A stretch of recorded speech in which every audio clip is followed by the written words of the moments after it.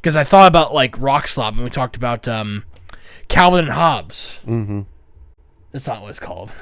Shobbs and Haw. Shobbs and Shobbs and Haw. Wait, no, Hobbs and Shaw. Hobbs and Shaw. Yeah, there we go. I said Calvin. What'd you say? I said Calvin and Hobbes. Fast and Furious, Calvin and Hobbes. No. The one with The Rock and Jason Statham. What is going on, everybody? Welcome to the RBS Cinema Podcast. I know Kung Fu. Show me. This is Sparta! I'm thinking I'm back. Why so serious? Avengers! Assemble. I'm Batman. You better lawyer up, asshole. Because I'm not coming back for 30%. I'm coming back for everything. I'll be back. You shall not pass! RBS. Lovely. Welcome, everybody, to a brand new episode of RBS Cinema. This week's episode, we are talking about, from the world of John Wick, Ballerina. And we'll just call it Ballerina instead of just from the world of John Wick. Yeah. So, because originally, when this movie was coming out, they originally just called it Ballerina, but then they figured that, people are going to get confused, so we're just going to call it from the world of John Wick, Ballerina. Kind of a mouthful, but Yeah. So that's the reason why I just call it Ballerina instead of from the world of John Wick. But before we get into that, we're going to talk about watch lists. But before we get into that, I'm your host, Devin. With me, as always, is co-host Jack. I'm still Jack. So Jack's having a little bit of a rough morning, and unfortunately, Lou cannot be here because he had other plans the night before. So he didn't have a chance to watch the movie. So, but you're having a rough morning. Yeah. You're a little peeved. a little pissed off. My car's check engine light came on this morning, and which sucks because I had it serviced just Thursday, and now the check engine light's on, and I can't get a hold of the dealership who services my car. So, and Yeah. I looked at the appointments, and I can't schedule one until Monday. So, It's ridiculous. even though I was able to schedule one like the same day on Thursday, Yeah. now I can't do it Right. on Saturday. Now I can't do it on a Saturday. It's dumb. So Yeah. it's whatever. Yeah. I also forgot that I could have texted Lou and just been like, hey, do you want to possibly do it later this night or something? Yeah. So, That would have been tricky for me because I've got a lot going on today. So yeah. it is what it is.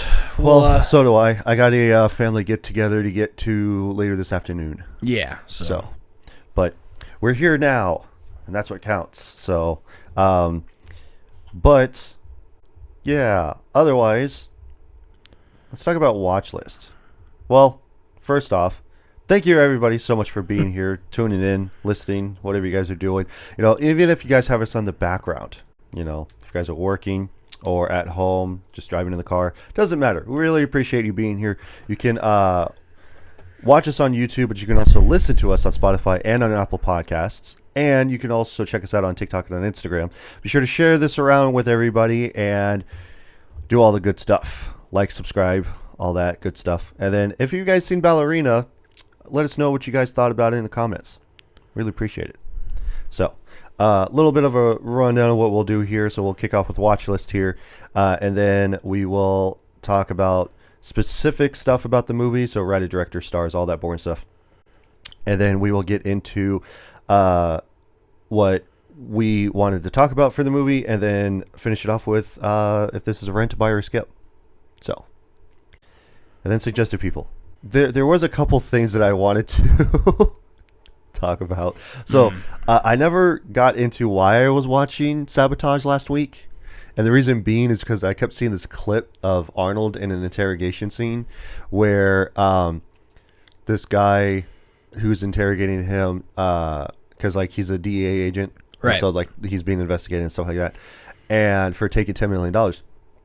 So they go like, oh yeah, you know, like you got a ride tag bunch of guys that you got with. He goes like, oh yeah, I'd take a bullet for them. He goes like, yeah, would you take $10 million? Huh? Did you take the money? Where? Like, what'd you do with it? And he goes like, don't fucking scream at me. And then he just goes like, fuck you guys. He goes like, fuck you with your 48% body fat, and fuck you for being super skinny.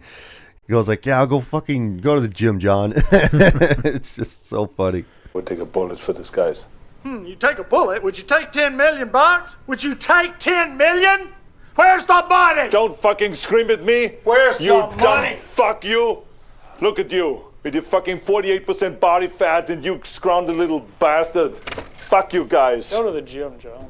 And then the other thing that I had on my list to talk about was I was reminded of this. Do you remember what was it? I think it was Command and Conquer, maybe. Like, I don't know if you ever saw this clip, but it was Tim Curry, where he's dressed up as like a general chief or something like that, and he just goes like, "I'm going to the one place that hasn't been corrupted by capitalism, space." Oh yeah, that clip, yeah. Yeah, that meme. I'm escaping to the one place that hasn't been corrupted by capitalism. Space! It's so funny. And the fact that he was also like trying not to laugh in the middle of that too. So, but yeah, other than that, do you want to start off with watch list or do you want me to? You go ahead and I'll collect my thoughts. Okay. So first up on my list, I have Nick, Mike, and Alice. Nick, Mike, and Alice. Yep. So it is on Hulu. So it's a Hulu joint. It's got Vince Vaughn. It's got James Marsden in it. And it's actually pretty good.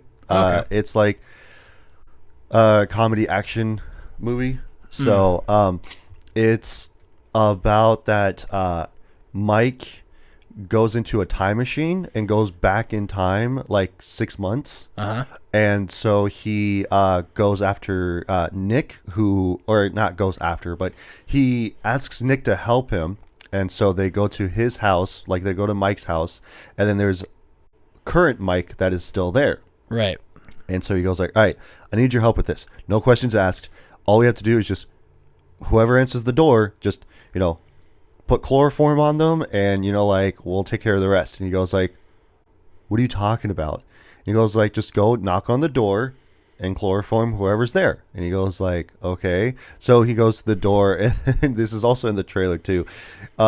Mike answers the door and he goes like, "Nick, what are you doing here?" And he goes like, he just immediately starts going after him. And so like then they get into a fight and everything. It's super funny. I really enjoyed it. And I forgot who plays as Alice, but I don't think she's a notable actress. I could be wrong, but no, it's super funny. I really enjoyed it. I would definitely suggest a watch for sure, because like you've got two different versions of Vince Vaughn in it. So there's that. Aiza Gonzalez. Okay. So, and basically Nick is trying to like both Mike and Nick, they're in this mob sort of thing. Yeah. And they are trying to figure out who pointed the finger to Nick that got the main mob boss's son sent to prison for 6 years. And so they're trying to figure that out. And so like Nick dies, and Mike or no, not Mike. Yeah, Mike gets killed, and then Nick goes back into the past to try to fix this. So it's a hilarious movie. I definitely recommend it. It's got Keith David in it, which is great. It's got Jimmy Tatro in it, which if you guys don't remember who he is, he played as the younger version of Bert Kreischer from The Machine. So there's that. And then it's also got Ben Schwartz for a small stint in it. So great cast, great action, great comedy. It's just a great movie. Great. So if I could, I would actually buy it. I really enjoyed this movie. So next up on my list, I finally watched The Martian. Yeah, you were telling me about this a little bit at work, so. Yeah, so I finally watched The Martian for several reasons.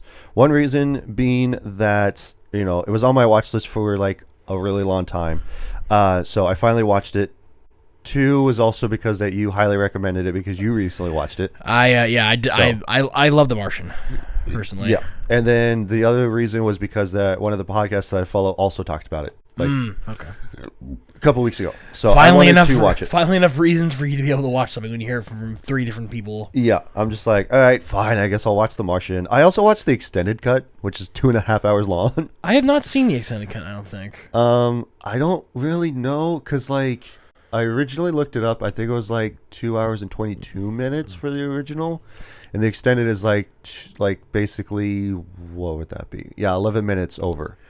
So What's the main differences? Do you I don't remember? know. You don't remember? I don't know. Because like I never watched the original, so I don't know the comparison between the two. But you watched both of them, though. No. You only watched the extended version. Mm-hmm. Oh, okay. Yeah. All right. Only because of the fact that like sometimes if I'm actually wanting to see the difference of going like, okay, which one would actually be worth my time? Pretty much. Could I just watch the theatrical or should I watch the extended? Same thing for like the Lord of the Rings. Like, oh, everybody just goes like, oh, you should watch the extended cut because like, you know, they're 5 hours long and everything and blah, blah, blah. And I'm like, okay, but why? Like, what is the significance for the extended cut? I don't know. If you got time to kill, I guess. Well, yeah, that's true. If you have like 3 hours of your day that you're not using, you can watch one of the 3 movies, I guess. Yeah, that's very true. But like, I'll go online and I'll Google like, oh, what's the difference between the theatrical and extended cut for whatever movie or like uncut version, and like they just add in a little bit more like extended shots, and stuff like that, or like, you know, it's not even just like they added in deleted scenes because that would be the director's cut. So it's not a Zack Snyder 4-hour cut of Justice League. Well, they did do that in it's either Two Towers or Return of the King. I think so. Where they like Saruman's up on the top of the tower, the Tower of Isengard, and like he like falls off, and like that's how they get the Palantir. Yeah. In like the water. That's how, because like in the theatrical cut, like so the Merry or Pippin picks up the Palantir, like it's just sitting in the water. It's like, how did it get there? I thought Saruman had it, and then we find out later that like Grima Wormtongue like pushed Saruman off the tower. I'm pretty sure. Is what happens. So gives just more context of like things that happen in like certain scenes. Like, how'd that get here? So right. Yeah, because, you know, like for that kind of context, sure, you know, that actually makes sense. But like for, you know, The Martian, do we really need an extended cut though? Because you get to see more Matt Damon. True. More Matt Damon making shit potatoes. So, because I thought that was funny. Like he had earplugs stuffed up his nose, and like he's grounding up his shit to make shit potatoes because he needs manure. So well, it's just fertilizer though. Well, yeah, I know that, but no, I just thought it was funny. But no, so like, yeah, I thought it was pretty good. I enjoyed it, but I mean, I didn't realize I was watching the extended cut. I was like, 2.5 hours, what the hell? And then I saw, because it's on my friend's Plex server. So I saw that like a little tab that said extended. I was like, geez, really? So, but no, I thought it was good. I thought it was really well made. And of course, Ridley Scott coming back to make a space joint. So, because he did the first Alien movie. Yeah. So, but no, I thought it was pretty good. If you haven't seen it, check it out. So, last up on my list, I have Logan. So I was trying to watch this earlier this week. Right. But between watching The Martian between 2 days, and then even last night, I got too tired after watching Ballerina that I just like, all right, I think it's time for me to go sleep. So I ended up just saying fuck it. And I was cooking this morning for family's get together, and then I decided to watch Logan, and it's super good. Really enjoy it. I didn't just buy it once, twice. I bought it 4 times. So, Jack, it's a problem. Yeah, you buy a lot of movies. I do. Well, I originally bought it first when it came out on Blu-ray, and then they came out with Deadpool afterwards, right? Or Deadpool 2. And so, like, for a small stint, they were coming out with, like, special covers for movies that featured Deadpool on them. And so, like, it was just, like, the front cover, like, it was a slip cover. And so, like, it's just the front cover that had Deadpool on it. So, like, you know, the Terminator, right? So, you know, like it would be a picture of Deadpool instead of Arnold Schwarzenegger. Or like in this case, Logan, where it's got Logan's hand like it has in like the teaser poster with his claws extended out, but then it's got Deadpool's baby hand reaching up and grabbing his hand, because in the original it has Daphne Keene's hand holding his hand. So and on all of these, and like Edward Scissorhands and like a bunch of other random movies that he was in, like Jaws, on the front it would just have Deadpool, but then on the back it would say like, I'm not in this movie, but I wish I was. And so it was just like, you know, just the regular movie, but it just had a slipcover of Deadpool on it. So that was it. But it was a special promotion to where if you bought it, you got like, I think it was like $2 off ticket if you went to go see Deadpool 2. So, which I really thought was really cool and really funny. So, but yeah, I have that version of Logan, which is still in the wrapper. I never open it because I'm like, why would I open this? I already have the movie, so why would I open this one? And then I got the 2 steelbooks. So I got the one that we got here in the States. The one that I saw at Walmart like forever ago when the movie first came out. I was like, oh, that's cool. And then I put it back on the shelf. I wish I didn't do that. So I really wish I would have bought it right then and there, because then I wouldn't have had to pay an exorbitant amount of money for this steelbook. I mean, $50-$60. Let's be fair. Still a lot of money. But the other thing too was that I bought another steelbook because I really, really wanted this one, because it's like the IMAX poster. So it's super cool, super clean. And that one was like a more international one. So, but yeah, no, Logan's fucking amazing. It's great. It's awesome. I love it. Okay. Go, Jared. Okay. Let's see here. What did I watch? The one thing I watched for sure was I watched Tom Hanks' Big. Oh, nice. Again. Yeah. Because I have, like, I don't necessarily a lot of nostalgia for it, because I only seen it, like, this is my 3rd time watching it, but, like, when I saw it for the first time, I think my dad showed it to me once, and then I watched it, like, full the way through, like, by myself, and I just like the concept of this movie. Yeah. It's because it's like really unrealistic. Oh yeah. But the concept of like it's not the idea of like what would it's like it goes from like, oh, how does a kid in an adult's body deal with life? It's like, how does a kid with an adult's body keep getting away with all of these advantages? Basically, it's right. Like you watch Big as a kid, and you're like, what, he gets to like play with toys all day, and that's his job. Yeah, and it's like you feel like Josh's friend Billy in the movie. You're just like, this is so cool what you have to do all day, and you get paid for it. Right. Like, he just gets into a data entry job, and he's like the guy next to him is like, hey, slow down, you're making us all look bad. Because, like, the story of Big is, like, it's about this kid who hates being a kid, and he wants to be, like, a grown-up. He wants to be a grown-up because he, like, gets told that he's too short to ride on a roller coaster ride. Yeah. And then he finds a magic, fortune teller machine that grants him a wish. Put a coin in. I wish I was big. Yeah.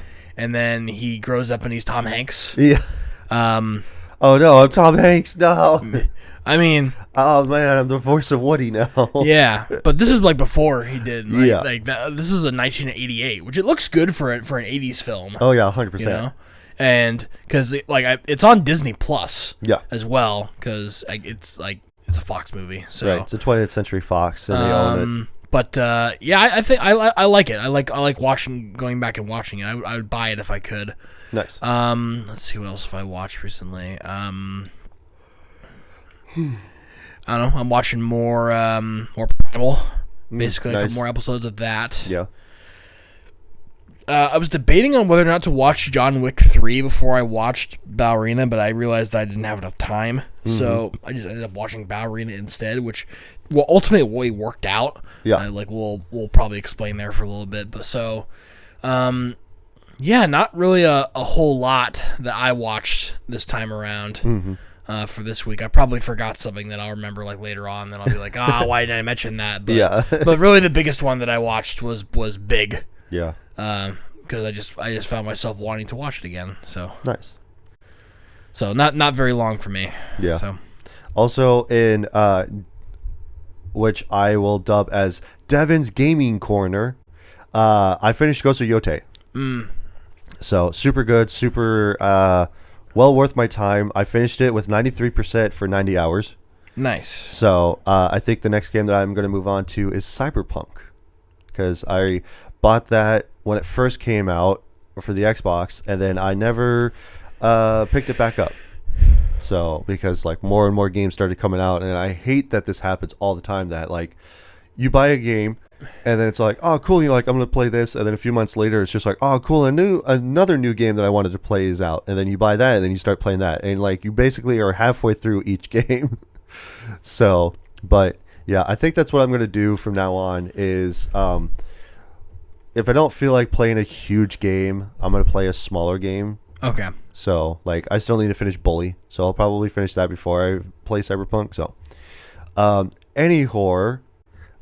let's get into Ballerina, shall we?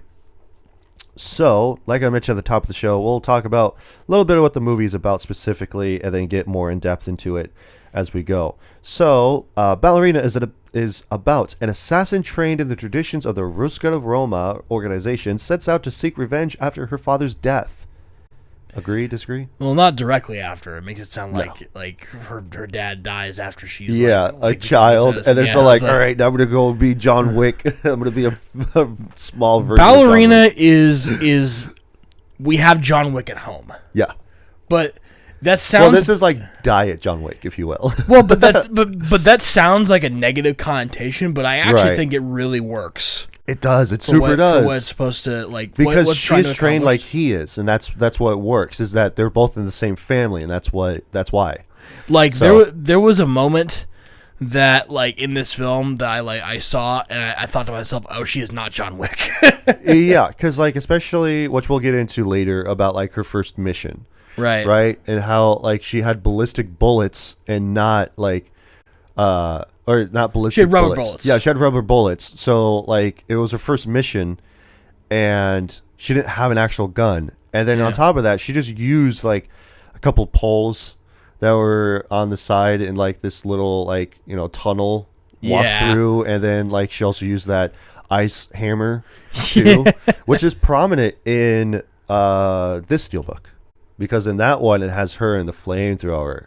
Oh yeah. So on the inside artwork, it's so cool. That was a cool movie. But yeah. we'll get more in depth about that stuff because it's fucking cool shit. So this one wasn't actually directed by Chad Stahelski. But it was produced. It was right? produced by Chad Stahelski. And Keanu Reeves. Yeah, he oversaw it. So, because we got director Len Wiseman, and then we got writers Shay Hayton and Derek Kolstad. I think Derek Kolstad did all the rest of the John Wick movies. Yeah, so he was a co-writer. So yeah, he also did Nobody 2. Yeah, he did the other John Wick movies. Gotta see Nobody. Nobody's actually really good. And because I just love Bob Odenkirk. So oh yeah, he's great. But if you want to talk about it on the podcast, at some point we'll talk about it. So because it is John Wick-esque, except for if he was like an older family man type guy. So yeah. Also, I just was looking at this while we were talking. Shay Hayton also co-wrote a lot of the John Wick movies too. So, sorry, I'm gonna interrupt you real quick. Quick side tangent, because I remember something I wanted to talk about if I watched this real quick. yeah. It's not necessarily a movie, but I did watch another video from Pointless Hub. Pointless Hub is made by the same guy who does Alternate History Hub, but on Pointless Hub he mostly talks about movies. Yeah. And the video he was in the topic of his video he was talking about was rock slop. Okay. Do you know what I'm talking? Like The Rock, like Dwayne The Rock Johnson, Yeah. For his most forgettable movies. He talked Yes. about Rampage, Yeah. San Andreas. He talked about Skyscraper. Journey to the Yeah. Mysterious Island. I remember and that. he talked about Skyscraper. Yeah. Yeah. So Because like especially in the second one where it's not Brendan Fraser. yeah.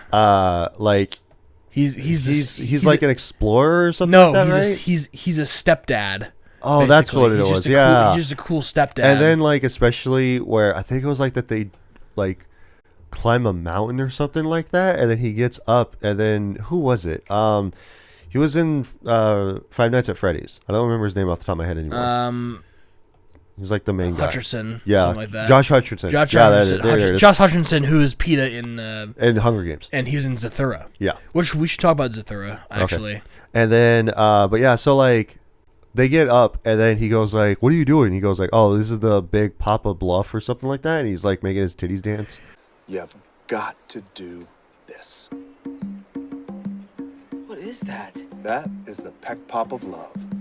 Oh yeah, Something like that. He does that a couple times in the movie. Also, Michael Caine's in this movie, and his forgot character, about that. his character's terrible. Yeah, apparently. In Journey 2, right? Yeah, in Journey 2. Yeah, I like the only one of those movies that I really enjoyed was Rampage. Yeah. I actually liked Dwayne The Rock Johnson's character in Rampage. I do too. Like, I actually bought it on digital because I'm all like, dude, I fucking forgot how not good necessarily, but like how fun this movie is. It's a popcorn movie. Yeah, Like, it's a top down convertible fun time movie. Yeah, it's really ridiculous because he just goes around saying Marvel quips all the time. I know, I'm directly stealing that from this video. He makes that joke too, but like, Yeah. shout out to Pointless Hub. He's like one of my favorite ones to talk about. Like, watched if you want humorous deep dives into certain movies that like he talked about all the movies in the Transformers franchise, which I've talked about on this podcast before. Really good channel. Shout out to Pointless Hub. Nice. Because I thought about like Rock Slop and we talked about Calvin and Hobbes. Mm-hmm. That's not what it's called. Shobbs and Haw. Shobbs and Haw. Wait, no, Hobbs and Shaw. Hobbs and Shaw. Yeah, there we go. I said Calvin. What'd you say? I said Calvin and Hobbes. Fast and Furious, Calvin and Hobbes. No. The one with The Rock and Jason Statham, because he talked about how like The Rock is in most of these forgettable movies that he's in is like he's playing a character that knows that he's being filmed, right? Essentially, and he's like being portrayed as trying just not a guy. he's trying not to look directly at the camera to break the fourth wall, but he's there. Constantly emoting and he's constantly trying to look as dramatic as possible, right? Like because and stuff. He knows he's in a film, yeah. Like for most of these ones. So and like he talked about like Jungle Rock too. How this became an aesthetic of his. How he was typecast like he's always in a jungle somewhere, like Jumanji and Journey 2 and Jungle Cruise. Like he's like big sweaty, wearing a tan shirt basically, right? And khakis, and boots. Dwayne The Rock Johnson is incredibly typecast. He is like, and again, in every single one of these movies, like he's always playing himself. Basically, it's really hard to separate him from his character. Also, did you see the trailer for Moana, like the live action Moana? I did, and it's just him with a wig. Thank you. You're welcome. Yeah, it's not even bad. just that. He just looks like that. Like he kind of looks like that. He's kind of in a bodysuit almost because I don't believe that he was that size more specifically. Well, because he lost a lot of weight. Well, not even just that. I'm talking about like for that time though. I don't know if he was that big or if they just put like a little bit of like filler on him or something like that. Because like even that, like, I just think it's dumb because like Maui in the movie isn't even like muscular. He's just big. Well, he's a big guy, but like he's a little muscular. But like it's kind of hard. Well, I mean, it's kind of hard to. I mean, like he's not bulked and he's not shredded, right? Like you don't see his abs. He's just a big guy. He's a really he's big Hawaiian, guy. so he's a big guy. He's like and like I was even talking to our supervisor about that because like I gave her my Moana pins, and yeah. But I was trying not to name drop here, Jack. Sorry, my bad. So you talk about her. Fuck. And so like it was the thing where I asked her like, hey, like, did you have your daughters watch the new Moana trailer? She goes like, oh, not yet. I was like, oh, okay, cool. And so I was talking to her about like, oh, you know, like he's like The Rock in the movie is muscular and he's not big. Like, you know, being fat big. Like, and so she goes like, oh no, like he is. I was like, well, yeah, I know this. It's a lot harder to like because like he was designed as a cartoon character. And well, yeah, he was more allowed to look a specifically little supposed to look Hawaiian, and that was the thing. Well, but he is also supposed to look not necessarily like a real person because again he's an animated character. Well, yeah, but I then know when that. you try to transfer that to live action and you have to use the Rock. The Rock, because he was Maui anyway. Yeah, it's gonna look goofy if you want to be like true to like how the character was designed. Yeah, the character. Yeah. I also like one last thing I'll say about The Rock is that like he tried to break out of this mold of him being typecast and he tried to do a serious film, The Smashing Machine, and I originally wanted to go see that because I was just like it kind of interested me, right? Because I just want to see how The Rock would do in that sort of situation, right? But then I saw the box office and the movie was budgeted for about $50 million. Mm-hmm. It made $21 million at the box office, so it was really.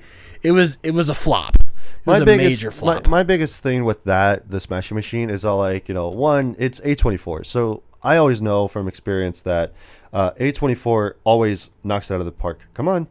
Thank you. Hi, buddy. Sorry, my cat jumped on my lap. So, careful. And so A24 always knocks it out of the park. But the thing about it is that they're showing this guy in the UFC, early days of UFC, that like only people that actually really like UFC have heard about. It's extremely niche. Yeah, it's a very niche topic and a very niche person to actually center a biopic on. So, and like, even in the trailer, like it shows him going through cancer and trying to beat it and stuff. Right. So, but then it's just like, like he just becomes more of a dickhead when he's on cancer. Hey, don't be trying to munch on wires. You rub your face, that's fine. Just don't try to munch on them. And so, like, I don't know. It's just kind of up in the air for me. I do want to watch it at some point, but I'm not in a hurry to go and watch it, though. So I don't really care about that much anymore. Yeah. So, but anyway, moving back on to Ballerina here. So, talk about cast here. Not everybody that's in the movie, but the big notable people. So, we got Ana de Armas, of course, playing as Eve. And then we got, of course, Keanu Reeves is coming back again on the podcast. So it was like seeing John Wick in this film is like seeing your custom character in a cutscene. Yeah. I love seeing that meme of Billie Eilish sitting next to Woody Harrelson, where it says like your custom character in a cutscene in a video game. Yeah, but like it's what was I gonna say? Like the what are you doing? One of the scenes that they have later on is like what is like a secret boss fight. It's like it's it's like playing through Pokemon Gold, Silver, and Crystal. Yeah. And then getting to the top of Mount Silver. Chewing on stuff. And you get to fight Pokemon Trainer Red. Yeah. And he's got his full maxed out level team from right. He's got all the legendary birds. He's got or like whatever. Like he's got the legendary creatures. He's got Pikachu, Blastoise, Charizard, Venusaur, Lapras, and Snorlax. Yeah. As his team.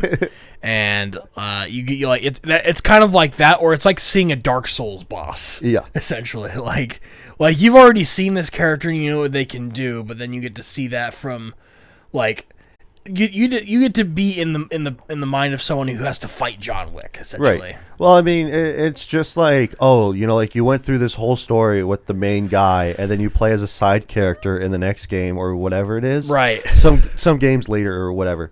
And then all of a sudden, the main guy that you were playing as is now your arch enemy, and you're like, "What the fuck is going on now?" Ballerina is John Wick DLC. Yeah, that's basically what it is. It is the equivalent of playing Batgirl or Nightwing in Arkham. Batman Arkham Knight, basically. Yeah, pretty much. And then moving on here, so we got Ian McShane, got Angelica Huston, who's coming back from the third movie, and then we got new addition to the cast, which is Gabriel Byrne, who plays the Chancellor, Catalina Sandino Marino, who plays as Lena, who is, spoiler alert, is Eve's sister. Yeah. And then we got Ava Joyce McCarthy, who is Norman Reedus' daughter in the movie, Daniel Pine. And then we got Juliet Doherty as Tatiana. Lance Riddick coming back. I think this is probably the last thing he worked on before he died. Yeah, Lance. I was very coming back as surprised. 'Cause Sharon. I'm like, they must have been filming this before John Wick 4. Like, Probably. and then Or they- either at the same time or something. maybe because I was very surprised to see him. He was only in it for a little bit, but like that, he was surprising to see. Norman Reedus was really surprising to see. Yeah. For some reason, I thought that one of the guys was what's his face? I thought Negan was in this movie too. I thought he was the sniper overlooking the What are you doing? the. Sorry, my cat's like chewing on the tripod for some reason. What are you doing? You can keep talking. I thought that that Negan was the guy who was overlooking the Prague hotel. Oh, So yeah. I thought that was kind of funny. Yeah. Yeah, so a lot of. I like the cast, and I did Yeah, like yeah. the. I thought the twist that Lena was her sister was a good one. I wasn't expecting that. Yeah. And then just to finish off a couple, and then we'll get more talking about a little bit here. And then we got Sharon Duncan Brewster replaces Nogi, and then David Castaneda is Javier, plays her dad. Oh, Javier. And so, like, if you remember who he is, he was in the Umbrella Academy. Never seen it? Never seen it. It's pretty good. You should watch it. It's on Netflix. So I think they only have like 5 seasons. So, but he's also in like other stuff. Apparently he's in Sicario 2. I didn't realize that. I need to watch that I actually. don't care about Sicario. You should watch it anyway. That was mid. Well, you should watch the second one. The second one is a little bit more action packed than like alluding to stuff or whatever. So, you might like the second one more than the first one. Yeah. So, No interest. but no, so like Dad movie. it is a dad movie. Both of them are very good dad movies though. But yeah, so like, I don't remember what the hell I was going to say. You said something and that reminded me and now I don't remember. Let's do taglines. Yeah, so I only got one tagline. The past can be a trigger. That's it. I'm triggered. I'm gonna crash out. Trigger warning. Trigger warning. I'm gonna crash out. So, let's talk about more in depth about Ballerina here.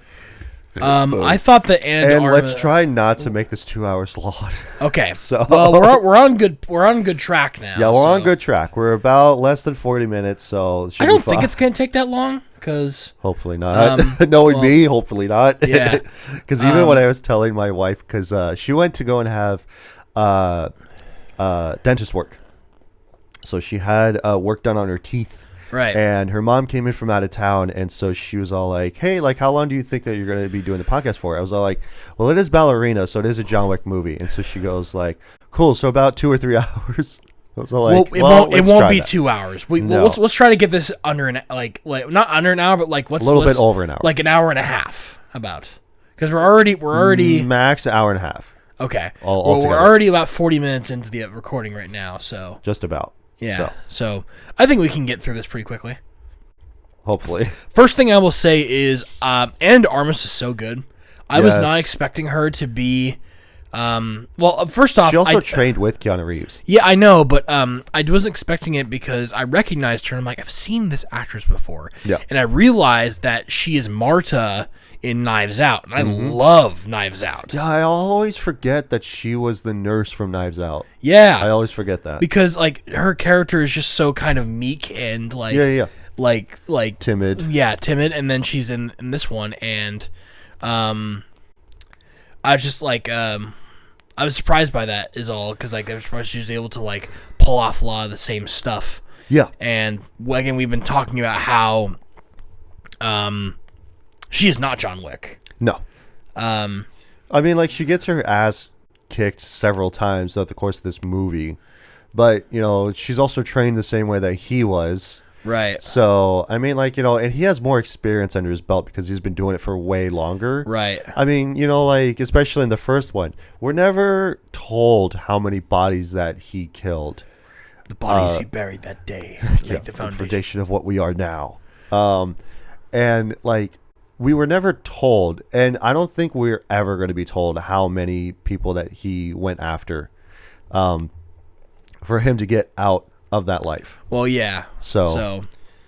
But yeah, I don't know. And like this is actually a lot better to actually have that thing of finding out the training that he went through, and with a little bit of what she's going through too, because like with the men, you know, like they're trained in hand-to-hand combat, right? So like they're trained in every martial art known to man pretty much, and then, you know, like they're also trained on how to, like, you know, properly you know, shoot people, as well as, like, you know, throwing around, using your body weight to, like, maneuver, trying to get your shot and stuff like that.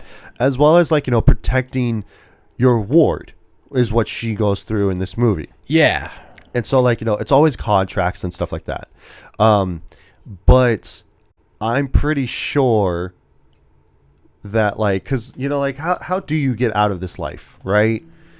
She literally asked him that. Right. Like, or like, no, she asked him, how do you get into it? Yeah, she goes like, how do I get into what you're doing? And he goes like, I'm working on it.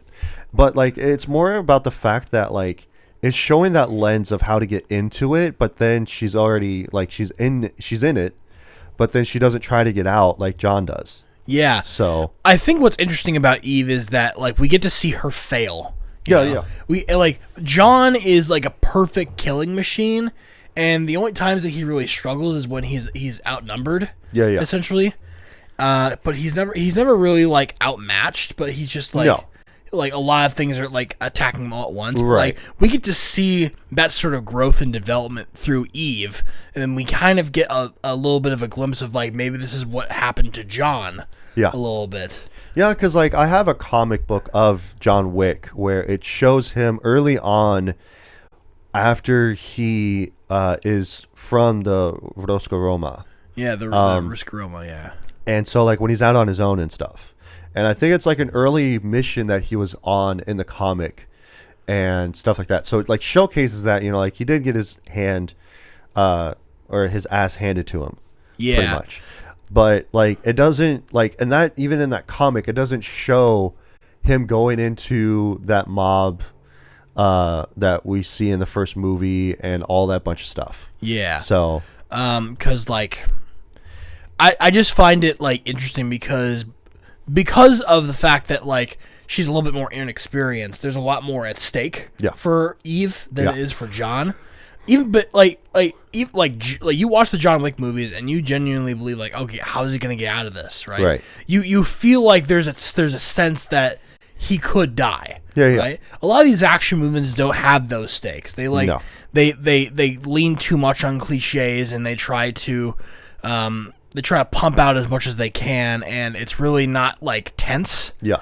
My favorite scene, I think, was when she goes into the gun shop. Yes. Later on in the movie.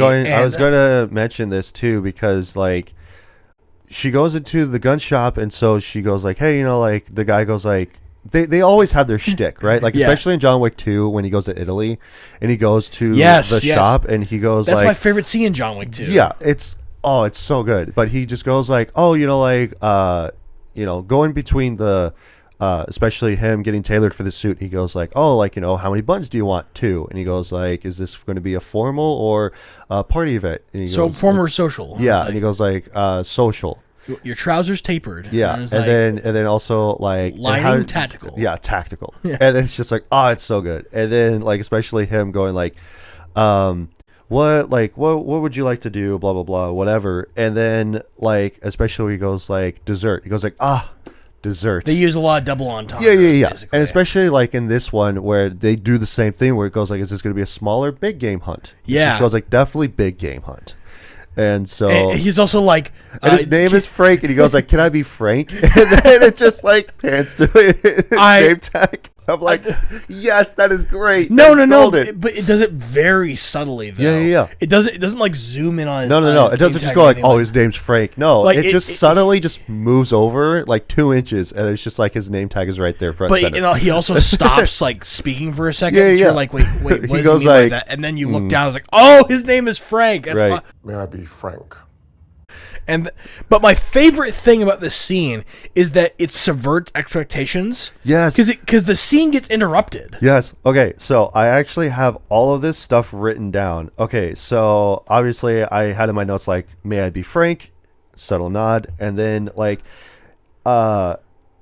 him breaking down. And I always love whenever they break down the guns. Like, oh yeah, you're like, I would recommend this gun, I would recommend that gun, blah blah blah, whatever. And so like he's going on with going like, this is the V7 Harbinger TTI, 30 rounds of .308. Triarchon AccuPoint, 1 to 6 optical, 1 to 6 optical on top side, or on the side is the RMR for faster and dirtier stuff. And I'm like, oh, let's go. And then he also starts talking about the shotgun. It could like take the head off a bear, basically. Yeah, it's the TTI Custom Benelli M2 21 21-inch finished grip, oversized charging handle, and bolt release.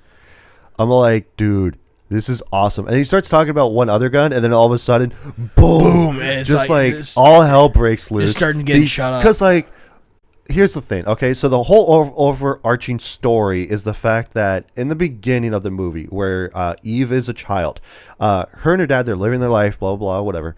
And then all of a sudden, these guys from this cult come in and then kill her dad. Like they're from Germany. Yeah, and so like they kill her dad, and the only reason why is because that they were after her. They were going to take her back, quote unquote, home, because that's where she was originally from. They escaped because they didn't want to live that life, or the dad didn't want to live that life anymore. Yeah, so then, and like he was also trained like John Wick. He was from the Roscoroma. Yeah. And that's the reason why that Eve goes into the Roscoroma, is because that Ian McShane takes her and goes like, hey, I think like, you could go to the woman that trained your dad on how to do this stuff, and then ultimately it's your decision on whether or not your that dad you was do. a good man, basically. Right. And it's like you can choose to live the life like he did, or choose a different path altogether. It was nice to see Winston again. Yes, it was. So it was so good. And Sharon is fucking great. But like it's the thing where she's trying to figure out this cult and everything like that. And so like early on in the movie, she meets Norman Reedus, who's also getting out of the cult by taking his daughter, and he's like, who turns out to be the main bad guy's like granddaughter. I was gonna kill this guy. It's like, because the cult members all have identifying like this X on their wrist. Their that's X a scar. mark scar, basically. Yeah, and the whole reason that. Did we mention the whole reason that she's involved with this cult anyways? Because the dad married into it, basically. The wife was was a member of the cult. Yeah.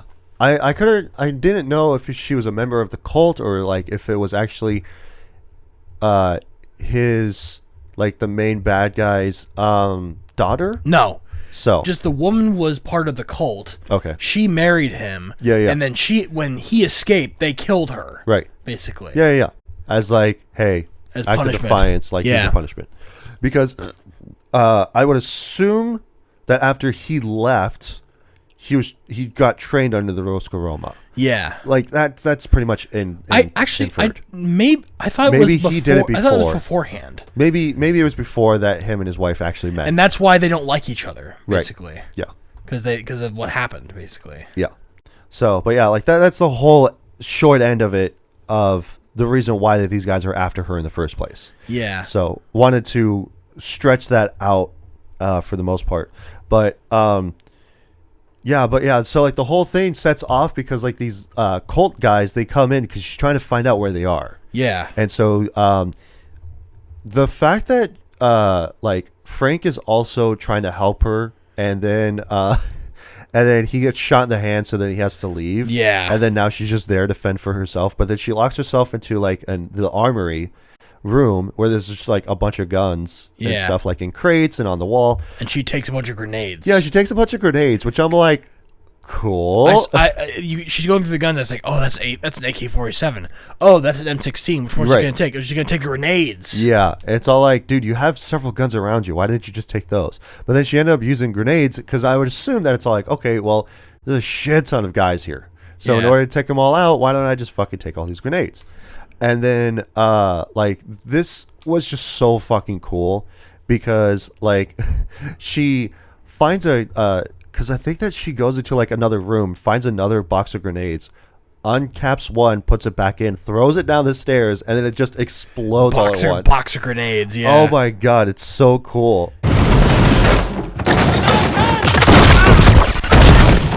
And then like whenever I hear the ringing sound of like a large explosion happening with the main character, I always think of Archer whenever he does that, like whenever there's a big explosion and he just sits there with his finger pressed to his ear and he just goes like ma like trying to get his hearing back because he can't hear for a second. So but yeah, like the way that she takes all of these guys out with just grenades alone, top tier. Like the way, oh man, the one way that she kills a guy is like she flips over a table. Yeah, it was like the last guy shoves it like because. Because there's a couple ways that she does it. Like so she shoves it in one guy's mouth, closes the door on him, and blows it up, and then blows it up right next to him.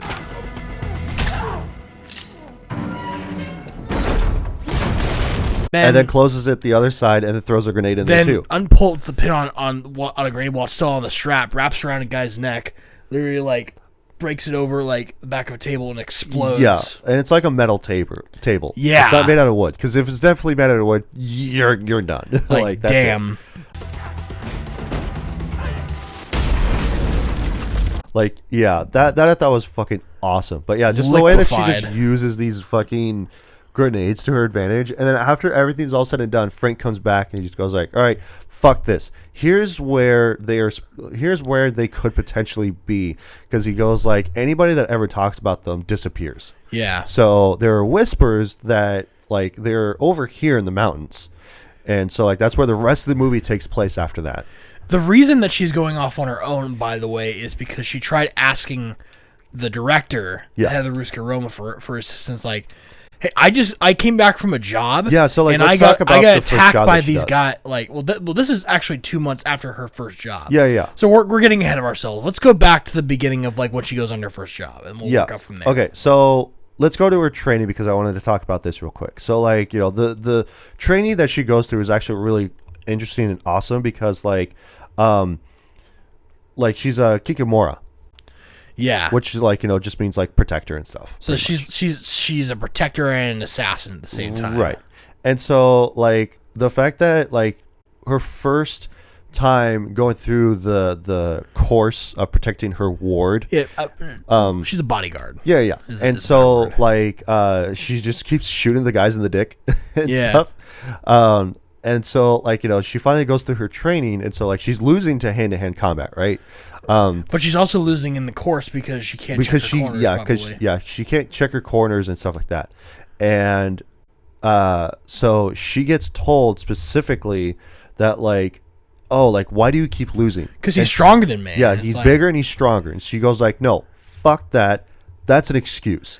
Use your advantage. Use any advantage that you can. Fight like a girl. Yeah, fight like a girl. I'm like, yes, let's go. And then that's when she locks the fuck in. Yeah. And then she beats the guy at the crash course, like the hand-to-hand course, because like she knees him in the balls. You got to play to your strength and not his, right? Essentially. It's all like you have to exploit the weaknesses that they do.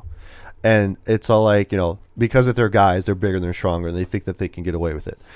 But then she shows that like, oh, if I kick him in the balls and then I throw him to the ground and everything, like I can have the upper hand. So then she ends up fucking kicking his ass.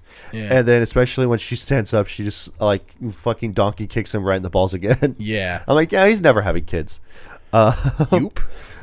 But yeah, so like, it's like I watch this movie and I watch Eve's character development. I'm like, this is what Black Widow could have been. Yes, 100%. It was like, this could be so much more interesting than watching Black Widow and having it be all mysterious and like super like secretive and like messed up. Oh, for sure. Like, because they don't treat like the Black Widows are not like, or whatever organization that Natasha Romanoff comes from is not treated like the Ruska Roma. They like they actually like, you know, like respect her. Yeah, I guess they like they want her to like grow and they want to keep her safe and they all become connected. She's not just like an object, basically. Because I mean, like, even in this movie specifically, where they're a dime a dozen, versus Black Widow, they're all trained the same way, but they're like abused, basically. Yeah, they're more abused. You never get the sense that Eve is being abused or being treated like shit. She does it to herself. She's just going through hard training. Right, because like even for herself, like when we're first introduced to her, when she's older, she's like doing ballet, and so she keeps doing the spinning on her toes. Yeah, and like she keeps falling and falling and falling, and her toes are bloody too. Yeah, and so like gross, even with the girl that she was basically bunkmates with her next to her, Tatiana. Tatiana. She just goes like, "Oh, like, you know, why would you do this?" She goes like, "I have to do it. Like, I have to push myself to become stronger and everything." Yeah, like she's that. not being forced to do it. Basically, right? She's not. She could have said no. Yeah, because even when the director just goes like, "Do you want to keep going?" She goes like, "Yeah." She goes like, "All right, that's enough for today." Like, yeah. Go ahead and send Tatiana out here and stuff, blah blah. Right. So, and instead of like they didn't do this whole thing of like, oh, like Natasha's like, oh, they made it how I can't have kids. Yeah. It's like they didn't need to do that. Right. It's kind of weird. Right. Well, I mean, like, you know, they knew that the course of the job for Black Widow, at least, was going to be that they were going to be spies and stuff. I guess, but like... And, like, you know, especially where it's all like, oh, you have to do stuff that you wouldn't normally do, like, basically have sex with, like, gross men. Like having kids would distract from the mission or something like that. Right. Like some dumb bullshit. Well, it's not even that. It's the fact that, like, you know, some scummy guys wouldn't wear a condom, so then they would bust a nut inside of them and stuff. Okay. But... Anyway, my point is that I find this way of training a female assassin much more interesting than how it was portrayed in Marvel. 100%. With the MCU, yeah. basically. That's my point. And it's also the same thing for, I don't know if you ever saw the movie, but it was like the Red Sparrow, I think, with what's her name from the Hunger Games? Jennifer Lawrence. Yeah. So, but yeah, that one is more, I feel like, closer to Black Widow. Yeah. So if you want to find out a little bit more about Black Widow and what it could have been, watch Red Sparrow. But I also like how this movie isn't like, yeah, girl power. Like Eve is like a cool girl boss, you know? No, she's just like she's a female version of John Wick. She's an interesting character, but she's distinct enough from John Wick where you're not just thinking like, oh, they just made John Wick a girl. Yeah, you know? Because it's not like, oh, this is John Wick in his prime essentially, but it's just as a girl, it's like, no, this is early on John Wick. I feel like, because like this is pretty much what he was doing because like after her first like mission, because it's like, oh, you know, like you're gonna go after this girl. And protect her. Awesome set piece, by the way. Oh, yes, 100%. The club, it's so good. The John Wick movies and Ballerina always, like, I love the set design in these movies because you get to pair this awesome fight choreography, which is the biggest strength of these movies, with a slightly less but also really impressive strength of interesting set design. Right? So the set, her first mission is in a club called -19. Yeah, and I thought it was -11. -19, -11. It's like it's probably -11. Yeah. But like it's a club that is below freezing. Right. And it's like, who would go to this? But like, it doesn't matter because it's like it's still cool. Yeah, it's still like it is cool. It's kind of like -11. It's quirky and it's like a thing that like high society rich people would get into. You believe it. Yeah. But like you go there and everyone's wearing like these coats and like there's some people who are wearing like dresses, like just like plain dresses because they're probably like super freezing. Drunk. Yeah, and they don't really care how cold it is. Also on drugs and stuff and probably. Whatever. So it's like it's very interesting. Yeah. Not necessarily like realistic, but like a lot of the scenes in John Wick 2 where like violence is happening around like big crowds and right. and they don't like really especially in the second one where it's like they're walking through the train station and they keep shooting at each other and with silencers. Nobody notices. There's a couple times in the John Wick movies where they like make a big scene and people like run away in the fourth one when they're fighting what's his face, the fat German guy. Oh yeah, Scott Atkins. Yeah. Scott Adkins, yeah. In John Wick 4, and they're just in a club. Yeah. But like and like the House of Mirrors, right, as well in like one of the John Wick movies. In the second one. Yeah. So I always enjoy that because it makes watching people beat each other up more interesting because they get to use the environment around them. Right, exactly. It's a lot different from just fighting someone in an empty warehouse, basically. Yeah.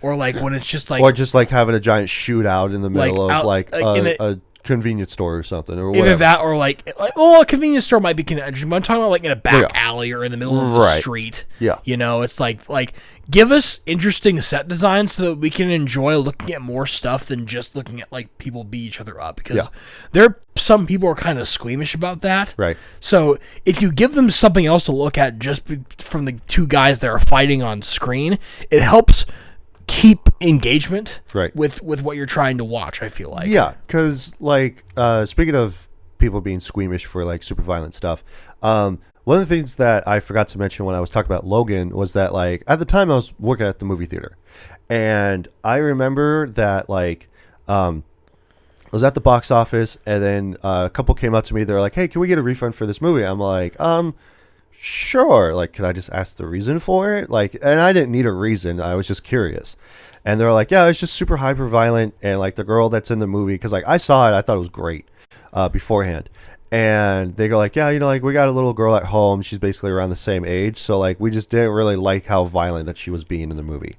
And I was all like, okay, it's like, sounds good. Here you go. Here's your money back, whatever. So I think it's kind of funny because at first when I see the action going on through this movie, I thought it was pretty tame for a John Wick film. It's just like, a bunch of like hand to hand, like I'm going to throw you, you throw me. And then she's using rubber bullets. I'm like, okay, maybe this won't be like as bloody and violent as like some of the other ones. Yeah. And then it just shifts to a point where we're like, oh no, we're back in John Wick now. Yeah. And like, you know, this being her first mission, because like before she goes into it, they all start clamoring about like, oh, it's John Wick, it's the Baba Yaga, blah, blah, blah. Like, he's there. And like, this is the smack dab in the middle of John Wick 3. Yes. And this happens. And then he's on his way out. And so she stops him and goes like, how do I get out of here? And he goes like, the front door is unlocked. Like, and so she goes like, no. How do I start doing what you do? And this is like, and this is right before that she like takes out her first person. Because like it's a test, and so like they bring in some washed up assassin person. You know, I recognize her too. Do you? She's been in a lot of I think she was in Suicide Squad as the she's in a lot of stuff. Hold on, keep talking. I'm gonna look up what her name is real quick. But yeah, so like before. You know, this is her first test to actually going on to doing what John Wick does, which is where she's put in a room and across from her is another assassin. She goes, are you fucking kidding me? Like, I'm a test. She goes like, who are you? And she goes like, I'm you in the next 10 years. And I'm like, dude, what the fuck? And like there's gun parts in front of her, and she has to try to put the gun together, and there's only one bullet.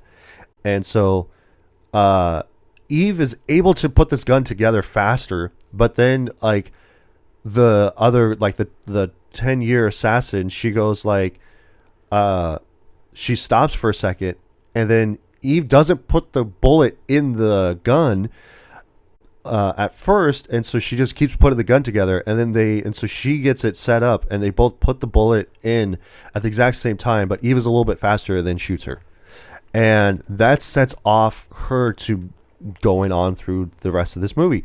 But it was the thing where she goes like, how do I start doing what you do? And then he goes like, looks like you already have. And he goes like, you can still leave, like just ask that you want to leave. And she goes like, why didn't you leave? He goes like, I'm working on it. So because it's great that every single time that he gets asked like, I thought that you were out of here, and he goes like, I'm working on it. Like throughout the course of the 4 movies, like it's so funny and great. But I did want to also mention, this was like the gun that she uses is a modified 3D printed Glock. Yeah, I thought that was interesting for them to like to do a 3D printed gun. Yeah. And then like they also said like it's a 43X reinforced carbon fiber barrel and polymer rounds. So, but then like the next job that she's at, it's already done. And so like we just witnessed the aftermath of what happens. Like she goes, "Hey, I got the contract done." They send her the money, which is like $75,000. And so it's just like you just see all the bodies on the floor. She's just grabbing up all of these knives that she picked up and all that stuff. I'm just like, damn. And she goes down the elevator and a guy comes up and he goes like, "Oh, like, were you stuck in the elevator?" And she goes like, "Yes, it was very scary." And it just walks out. Yeah, that was pretty and funny. then gets into the car that I would assume that she drove there, has a guy pinned up against the wall, backs out, and then goes to drive forward, and then just like goes to turn left, and immediately these guys at a giant SUV smashes into the side of her car, and she takes them out, and then discovers that the guy has an X scar on his wrist. And then that's when she starts like asking the director about like, who are these guys? Like, I saw this scar on a guy when I was a child. Like, who are they?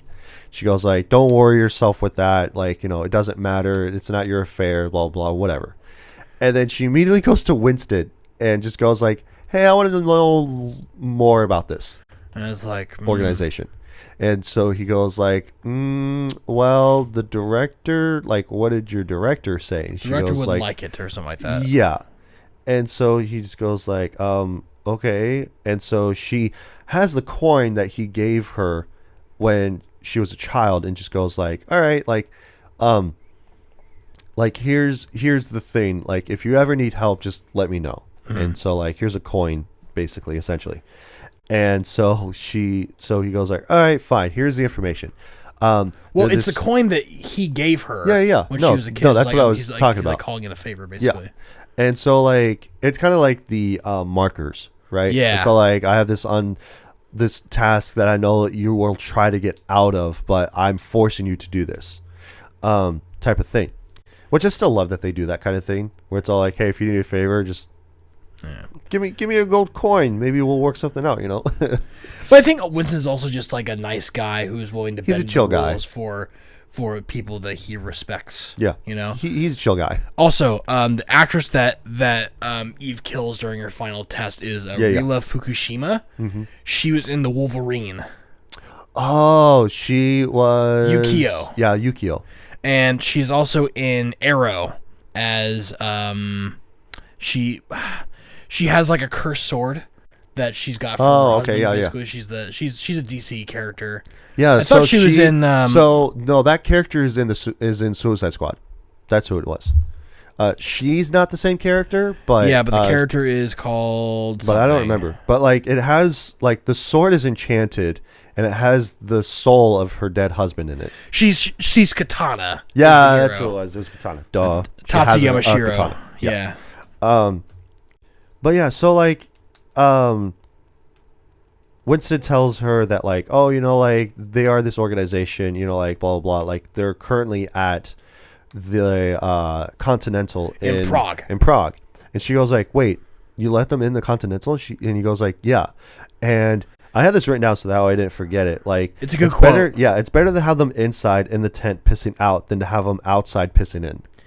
Yeah, because they're technically like within the rules of like all these crime organizations, and they follow the rules of the Continental, but they do a little bit of some questionable things. Right. And like, so Winston gives her a hard copy of the information about Daniel Pine. Yeah. And that's the reason why she goes to the hotel and like to go and track him down and stuff. But like, I had written down on my notes like, call girls, yes. Like whenever they call in for like a contract and stuff. Like, operator, how can I help you? The operators, yes, that's what I mean. Like, they're so fucking good. They're so hot. Oh, like that's they're what you all mean. dolled up. Like they're all tatted up. I think it is kind of I'm interesting that like that's like they have a whole network of people who like that's how contracts are issued and stuff like that. Right. And they do it through Did you talk about? I may have been looking something up when you talked about like after her 2 months after her first mission, like the she sends a picture of the dead bodies and the notification of like $1, it's $75,000, like a cash machine plays on her phone. It's like that's so funny, right? I'm like, I know this. Cha-ching! Yeah, I'm just like, really? Yeah, we're going with this. But yeah, and then like we'll just like talk about the rest of the movie here because like now it's just like setting up for her to go to the village. Yeah, and stuff. So like she finds the village and everything, and when she first gets there, she finds a shop that has the little ballerina, like a restaurant in it. Yeah, right. It's like a cafe.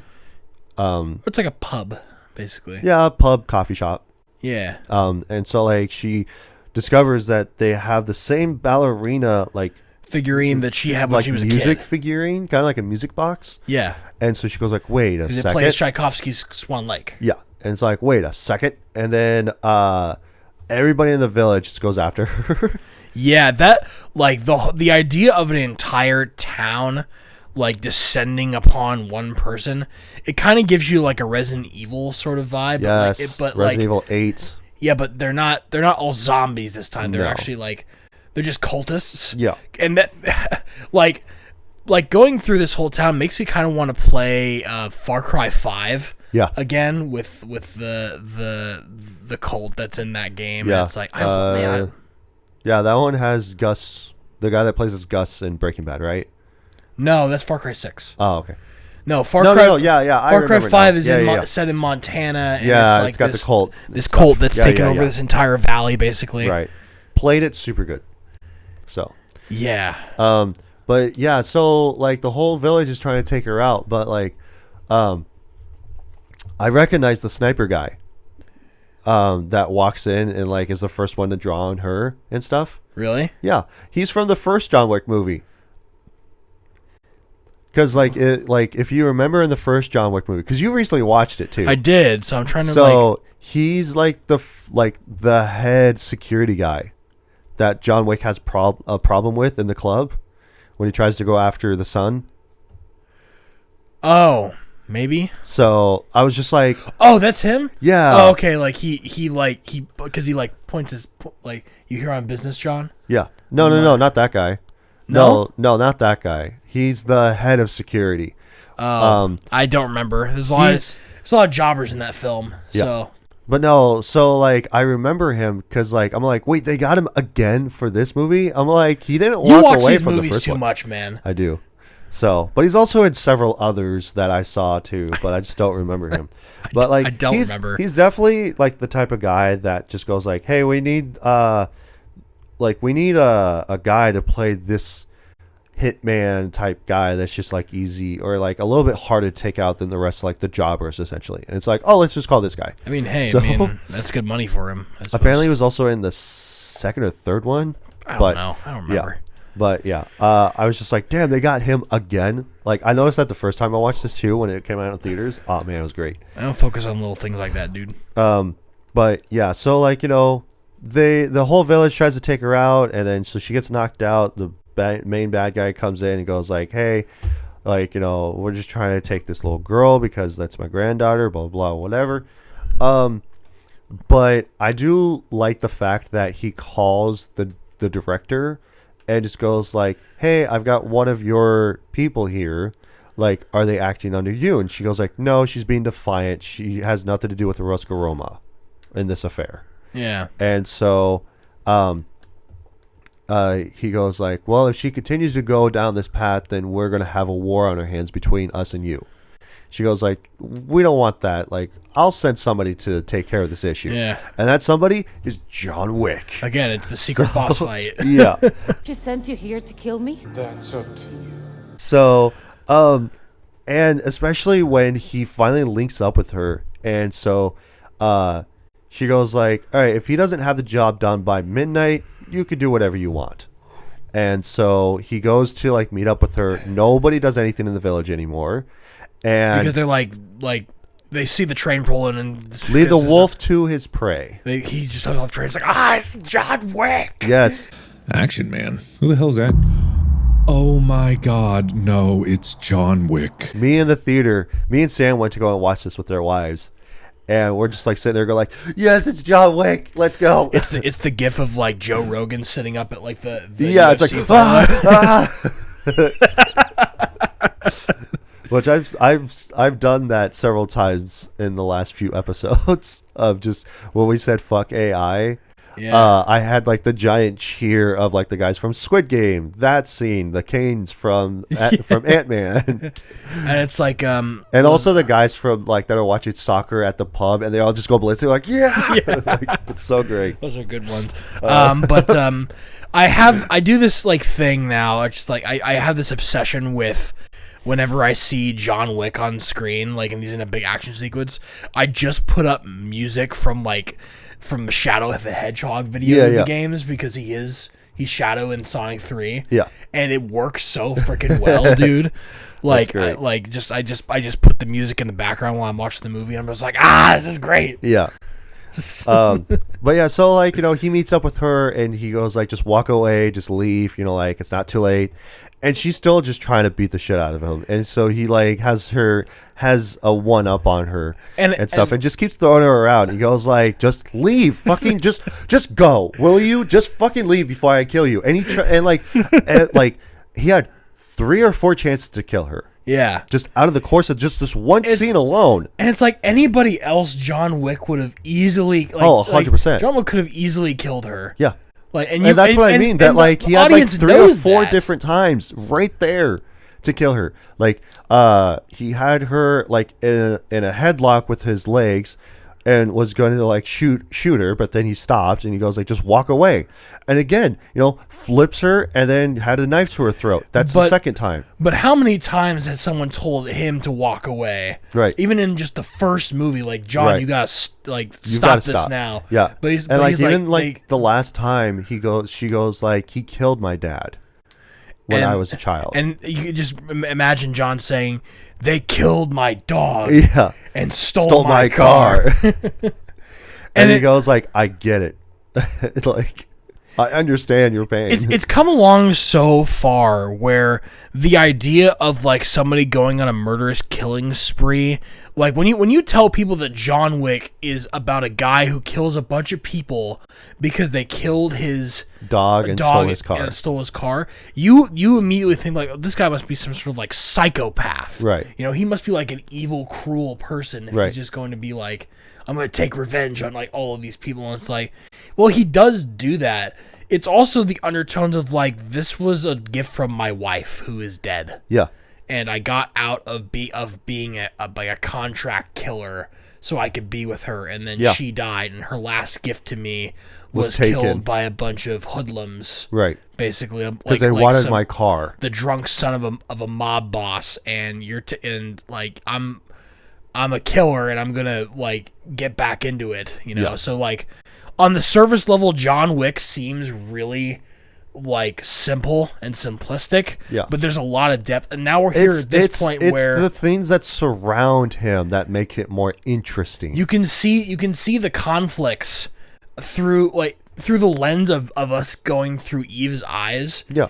But still having the context around John Wick. It makes this interaction so much more interesting. Right. But it's still kind of funny to imagine John Wick as this like video game boss that doesn't have a health bar. Right. And you just hit him and you have no idea how much damage he's taking. It's kind of just like having an in-game cutscene where you are meant to lose, but you try to win. No, that's why I mean it's a boss fight that you're scripted to lose. Right, exactly. Like, have you ever played like Star Wars Jedi Fallen Order? Yes. So you know that, like, spoiler alert if you want to play that game, Darth Vader's at the end of that game. Yeah. And you start to fight him, and you try to use your force abilities on him, but they don't work. It just doesn't work because he's just too fucking powerful. Right. It's like that. It's like a boss fight that you can't win, and it's so interesting. Yeah, I always try to actually beat the scripted boss fights that I know that I'm supposed to lose at. Like, especially in the beginning of Ghost of Tsushima. That's how it was too. Like, the main Mongol guy that is like a cousin or something like that from fucking what's his name? God damn it, I said it the other day. Fuck, I don't remember now off the top of my head. He was the bad guy in Mulan. But he's a scripted boss fight. Yeah. He's a scripted boss fight in the beginning, and like he has a huge health bar. And you're just trying to like. Can you win the boss fight? You can kill him, but I think it's still scripted to where you lose because otherwise that's supposed to set off the chain that like he's supposed to. See, that's funny because become the ghost. There is a game like there's a game. It's Devil May Cry 5. Yeah. Where there is a boss fight at the beginning of the game that, in order to progress the story, you have to lose it. Yeah. But you can beat that boss, and it gives you it ends the game basically. Right. But you have to be really good at the game. Yeah. Well, or play it on New Game Plus, basically. Right. It's also like in Far Cry 5 where you can like early on in the game you either get to choose to like kill the cult leader or just take him in, and like the scripted thing is to take him in. But if you kill him instantly, it's game over. Like you get arrested and you get walked out, and then that's it. That's the end of the game. No, I think it's you can walk away. There's a prompt on the screen to be able to put the handcuffs on him on Joseph Seed, and you can just wait a long time, and somebody else does it for you, right? And then you get a completely different ending. But it takes a long time. It takes does. like 5 minutes or so. Yeah. And of you waiting there. 5 actual minutes, not in-game minutes. Yeah. Like. And then there's also that like part of Far Cry 4 as well with like if you wait for him to come back, then the game ends differently. Yeah, then you just have your lunch with the main tyrant I think that's guy. the one we're thinking of. No. Yeah, it happens in both games. Yeah, okay. I like that. Yeah. Personally, I do like the fact that you could choose whether to do something or not. Yeah. So, and then like you have a completely different outcome. Like it starts off normal because like, especially in Far Cry 4, you can wait for him to come back after like an hour or something like that. It's not an hour. It's like 15 actual in-game minutes. Yeah. And then so like, then he comes back and then you have your lunch and then like, I think that if I remember correctly, like you're able to spread your mom's ashes there. He takes you directly to the place that you look at the very end of the game. Yeah. And he explains everything that's going on. Right. And like, I think it's like inferred that you become his right hand man or something like that. Something like that, but like he basically like is nice to you and he like explains the whole thing. Which could have been, so you could have avoided the entirety of the game. If you had just for like 15 minutes. I think that's just brilliant. Yeah, personally. Moving on back to this. Yeah, moving on. So like and like after she says like, hey, like he killed my dad. It was the thing where he goes like, all right, you've got until midnight. And otherwise I got to do what I got to do. And she goes like rules, and he says and consequences. And I'm like, putting it back to John Wick 4, rules and consequences. So what? Because who said that? He does. Oh yeah, he does. He says it at the end of the movie. Well, he says it like 2 times during the movie. Oh okay. In 4, because it's like at the very end, like when Bill Skarsgård taps in and he goes like, all right, I'm going to get the last shot in to kill John Wick because that way I'm the hero. Oh, and then Winston just laughs at him and he just goes like, you dumb bastard. He goes like, he never fired. And then he goes like, rules. And then John Wick comes up and he goes like, and consequences, poof, and then shoots him in the head. See, that would have hit harder if I watched John Wick 4 before I watched this one. So that's my bad. Yeah. What else was I going to say? I lost it or whatever. Oh. Let's move on to the flamethrower fight. But like, so she gets into the armory. Yeah. I don't know if it's directly after this, but she locks herself. No, in it's not directly, but she makes her way through the village and stuff, and then so she makes her way through the armory. The armory, and then she finds claymores. Yeah. And then she sets up the claymores, and I'm like, Modern Warfare 2? Oh man, the claymores in the game were really ridiculous. But then she opens up the crate and she's looking at something, and I was like, cool. And at first, I thought it was just gonna be like a big machine gun. Yeah.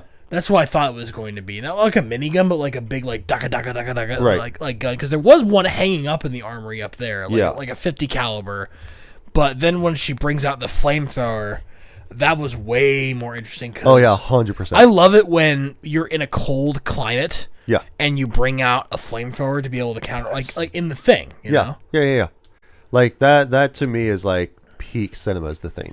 Is 100%. Like flamethrowers are cool, and it reminds me of like the ones that Elon Musk was handing out. Yeah.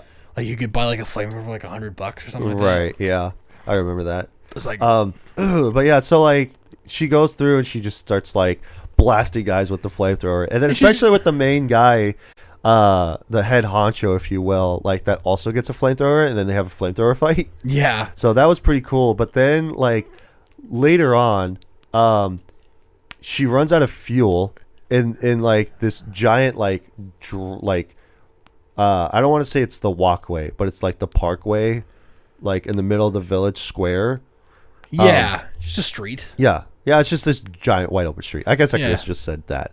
But yeah, so like they're fighting with the flamethrowers, and so she runs out of fuel, and so she ducks into a house. Yeah, and it has and so it has this giant hose. Yeah, it's like a fire hose, and so she uses that to extinguish the flames on the flamethrower. I'm like, dude, that's so fucking cool. And her just screaming the whole time too, and like them screaming at each other, like, yeah, like, oh, it's so great. And like then he gets the upper hand on her ultimately, but then John ends up shooting the tank, and then he explodes, and I'm like, dude, that's so fucking great. And then after he shoots him, he like looks at his watch and like, oh, it's midnight. But then he just starts fighting a bunch. Like, he walks out and says like, that's suicide. That's John Wick. I was gonna say like he starts taking out a bunch of guys, and so then the main guy just goes like, all right, fuck it, like, have at it, kill them both, whatever. Kill them both. And then like especially where he starts like taking out guys, and like what you said was all like, one of the guys says to another, like it's a woman, and goes like, this is suicide, it's fucking John Wick, and she goes like, come on, he's only one man, and then immediately they both get shot. This is suicide. It's fucking John Wick. Come on, he's only one man. It's so great. They know. The writers know that like we love that shit. It's all like, oh my god, are you fucking crazy? It's suicide. It's fucking John Wick. Oh, he's only one man. Poof poof. Like, oh, it's so great. But ultimately, she tracks out where the main bad guy is, shoots him, able to take him out, and then saves Norman Reedus' daughter. Yeah. And it turns out that Norman Reedus was alive the whole time. We had a little bit of fake out earlier in the movie. Yeah, where, because like he got shot, and he thought it might have been dead, and then they take the little girl and they kidnap Eve. Basically, right. I don't know why they didn't just kill her. Right. Like, were they afraid that they were going to start a war with the Ruska Roma? But like, I think so. But yeah, and then like the other thing too that we didn't touch on was her sister, because like, in the beginning of the movie, the dad goes like, "You look just like your sister." Yeah. And then it's all like, well, where the fuck is she at? Like, did she die? She probably got separated or something like that. And then later on, we find out that like, oh no, like this is her sister. And then especially when she gets out of, like, after the guy goes like, oh, like, you're actually born here, blah blah blah, whatever. And then and then he's on the phone with the director, and so then all of a sudden he goes like, what the fuck is that? And so she's like shooting at the bad guys and stuff, and then and then the sister also helps her by shooting a guy that was behind her, and she goes like, what the fuck are you doing? And they get into a house, and then they start fighting, but then ultimately she finds out like, oh yeah, you're my sister, blah blah blah, and he goes like, what, fuck them both. Yeah, the reveal that she was her sister was inoffensive, but I kind of wish it was like a fucking like blink and you miss it type of moment. No, like, but it was fine though. It was like, because most of the time that those twists are like, I'm actually your sister, is like they're really shoehorned in and they're bad. I didn't mind it, but what I did mind is that she gets killed almost immediately. Exactly. No, that's what I mean. Is that like, oh, like we'll be reunited as sisters and blah blah. And it's like, and then she gets killed by a grenade. Yeah, because they throw a couple grenades in the house. And then we'll finish it off with this, with like at the end of the movie when she goes to, like, Eve goes to see Swan Lake. Yeah. Because what's her name? Tatiana. Right? Yeah, is the ballerina. Yeah, and so she actually made her career of being actual ballerina. So, and then she gets a notification that she has a bounty on. Sorry about that. I accidentally paused the recording. But yeah, so like she has the contract out for her. Yeah, and it's set for $5 million. So, and it's the whole John Wick thing again. I thought it was $4 million. No, it was $5 million. Okay.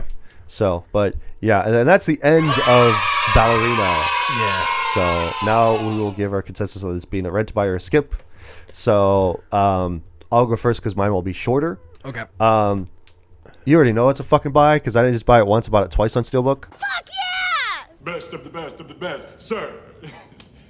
With honors. Yeah. So just because I could have decided, I'm like, you know what, fuck it, I'm gonna get both of them. But you know, like if it comes with John Wick, I'm gonna buy it regardless of what it is. Like especially when Kane comes out later, another John Wick spin-off movie of Kane from the fourth movie of Donnie Yen's character. I'm definitely gonna buy that as well. Yeah. I'm going to go watch it in theaters. I'm going to buy it when it comes out. I'm going to buy the Steelbook regardless. And it'll be a great time. But yeah, so like, you know, reason why that it's a buy is because, you know, like it's John Wick. Yeah. You know? So need I say more? Yeah, I'll talk a little bit more. But yeah, you know, like the action's really good. It's really stellar. The acting's really good. The music for this is also stellar. So, but like, you know, and you know, what we already talked about before was like it gives us an insight on what John Wick was going through originally when he was starting out without actually showing us. Right, that it's John Wick. So like, and you know, like, and it's awesome. The only thing that I really wished was that they would have shown us on her first mission, because it just shows us like the tail end of like her walking out of the club after the first mission that she was on. No, her first mission was to protect the Korean girl. No, I'm talking about the actual first mission, like 2 months later after that. I don't know. I kind of mind that it was kind of after the aftermath of what's going on, because it's kind of, we get to see like the carnage afterwards. Yeah, I guess. I thought that was more interesting than us like going through a whole other mission of her beating somebody up. I guess. You know, so. But no, and then like, you know, all of the stuff that like, oh, you know, like typical John Wick fashion, you know, like especially her going to the armory and then just going like, hey, you know, like here's all these guns that I recommend that you get and blah blah blah, and then all of a sudden there's a giant fucking shootout. Only with her it's grenades. It was a great subversion of expectations, because we Yes. expected that scenes happen more and more often now in John Wick films after John Wick 2. Right. And she almost had that moment, and it was cut short, which was really funny. Yeah, it was great. And you know, like they had a little bit of more humor in this. Yeah. Like especially with Frank, where he goes like, "May I be Frank?" Yeah. Subtle nod to my own name here. May I be frank? It was a nice breakup of just like action and like like serious stuff going on. So. Yeah, for sure. So, but yeah, like, you know, it's a John Wick movie, so I'd say that's a buy. So, and I asked you earlier if this would actually fit in your criteria, because this is part of the John Wick series. Okay, so to preface my answer for RBS is I have this rule that I've stated previously on the show that I can't, out of good conscience, give most movies that are in a franchise buys. Because if you buy one, then you have to buy them all, basically. Yeah. If one's good enough in a series, more than likely than not, the or other if ones it's good are, on its own, then and so I couldn't recommend like somebody buying a whole set at full price. Basically, if that's where but you would, because you really love these movies. But like, not a lot of people can spend money on DVDs like you can. Well, that's true. You know? Well, even if you just get the DVD, the DVD's like, you know, $15-$20. So, but this one, I believe, can break that rule, because I'm about to say Cinderella. Ballerina is good enough to stand on its own, separate from the John Wick franchise. Yes. You need maybe a little bit of context to be able to understand what's going on in the movie, but it's a perfectly serviceable assassin bodyguard action film. Yeah. Right? You see John Wick in there. You might need a little more context to know who John Wick is and why he's so important. Right. But other than that, like, when Devin was originally telling me about like what this movie was about and where does it fit in the John Wick series, that it's between 3 and 4. Realistically, it happens on its own time, and there's a one part that's in John Wick 3, but you do not need to watch John Wick 3 to understand what happens in this film. Not necessarily. It's great in that way, because it skips that whole thing of like, oh, in order to buy this one, I need to like watch all the other ones first. Yeah. no, you do not need to do that, which is a great selling point for any movie that is connected to a franchise, that I don't do a whole bunch of homework before I watch this. Now, beside from that, this movie is very, very solid. Ana de Armas really surprised me as the lead character in this role. The John Wick cameo was phenomenal. Yeah. I really enjoyed how little he was in this film. Right. He's like to the point where Eve is able to stand on her 2 feet, is not constantly overshadowed by John Wick, the face of the franchise in John Wick, Keanu Reeves.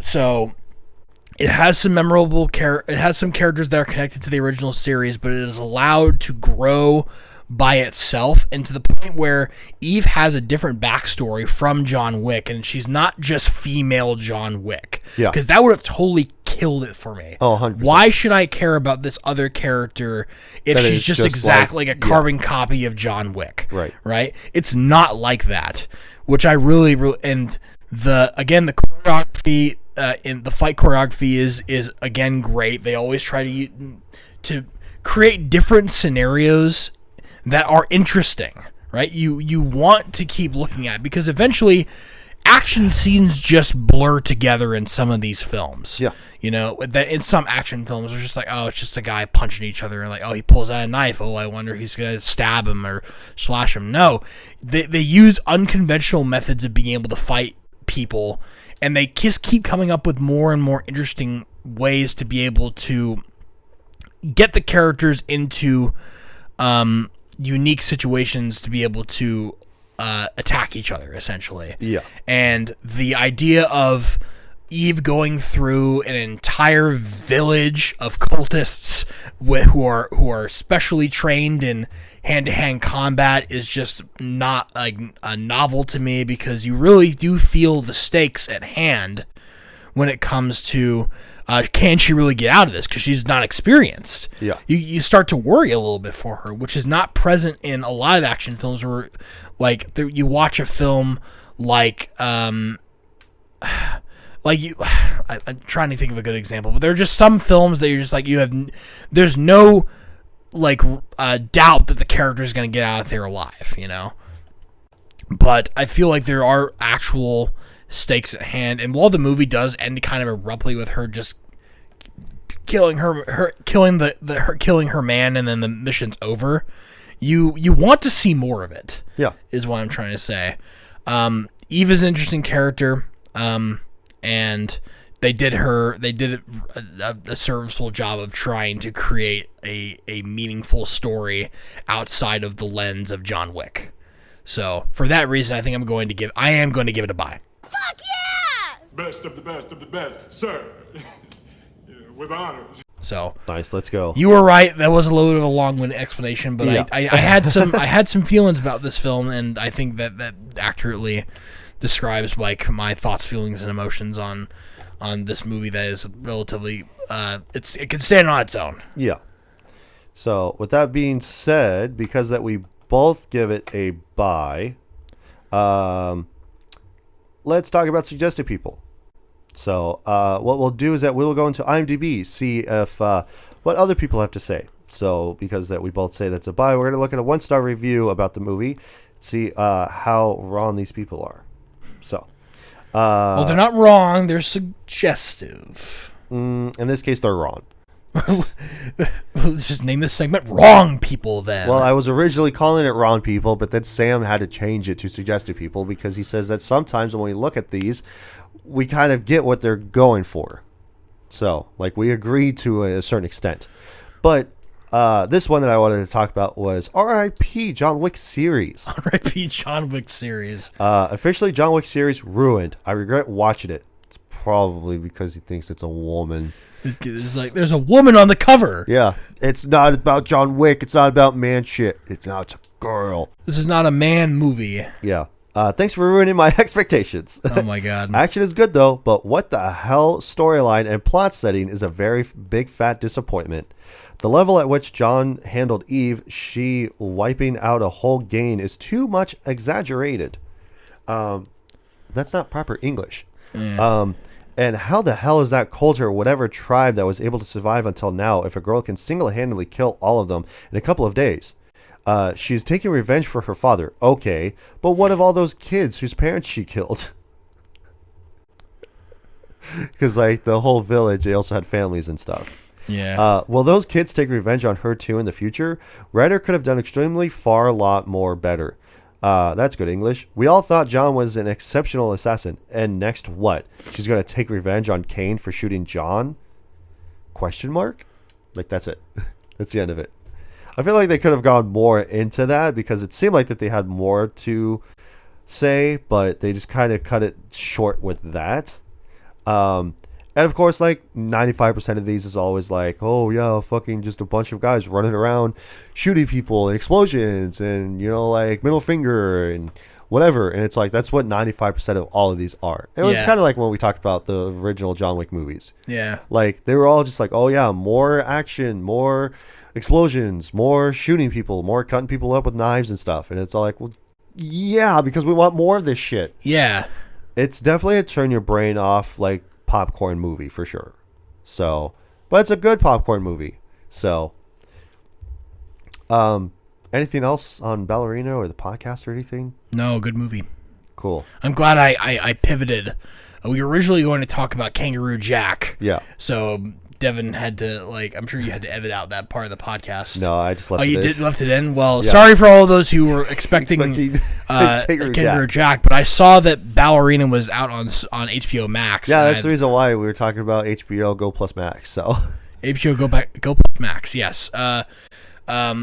I saw it out there, and I was like, I hadn't seen it, and I know that Devin would probably want to watch it more, so I figured that, my eyes lit up when you said, like, oh, let's talk about Ballerina. I'm like, dude, let's fucking go. Yeah. But don't worry, that Kangaroo Jack episode is still coming. Don't worry. Just like me. Hey, yo. But, yeah, so we'll probably talk about Kangaroo Jack next week. Okay. I would think. So, unless you change your mind again. No, I don't think I will. Okay. Yeah. So, with that being said, thank you again, everybody, so much for watching, listening, tuning in, and how you guys are doing it. Really appreciate you being here. Again, be sure to subscribe to all the stuff, do all the stuff, like, share, comment, whatever. I want you to tell all your friends about me. And we'll see you guys next week for something new. Probably Kangaroo Jack this time. So bye. Bye.